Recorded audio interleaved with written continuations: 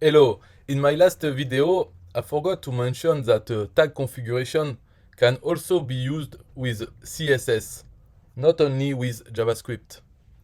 So I will show you with CSS. So in tag configuration, on this text element, I've put the tag my text. Also in animation, I put for time, after 1 second, it will bounce in from the top to its location. So there is already an animation made with Cheetah, but I cannot do a second animation for when the mouse is over the text. So for this, we will use a CSS, and the place to put CSS is the same as before. Here on the page, we go to page settings, and in the box for scripts, it can be with CSS or JavaScript. The difference is the tags that you put here is style, and it should end with style. And for JavaScript is a script, and it ends with a script. So you can put both together. So I led the JavaScript from yesterday, but here I added CSS. So how to target this element is just by using this data dash tag equals my text between a bracket. But here for this animation, I go deeper.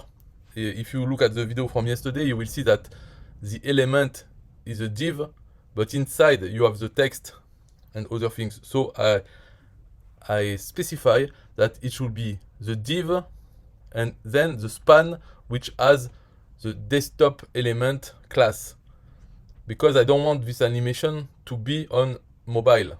So it will be only, and at the end you see 2 dots and over.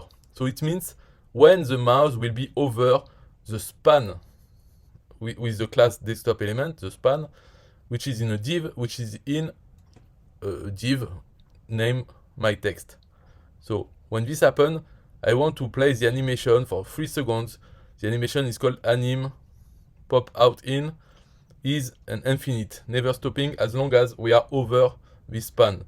And then here you define the animation anim dash pop out in. So you can find animation in CSS by searching on Google for CSS animation hover, and you will find a lot of examples. You can just put them and try, but you have to just to know that CSS is this way to target it. And then the result, so you will see, I will refresh, you will see that the text goes down from the top, goes down, first animation in Cheetah, and then when you go over the mouse, it changes the text because of the JavaScript, and then it has this CSS animation infinite as long as we are on the text. And when we go out, the JavaScript puts back the text with the today's date, and when we go inside, so it's 2 animation on an element. This is useful because at the moment we cannot have that with Cheetah only. We can have only 1 animation, so we have to choose if it's on over or if it's when it's first visible. But by using this, we can have both the best of both worlds. Bye bye.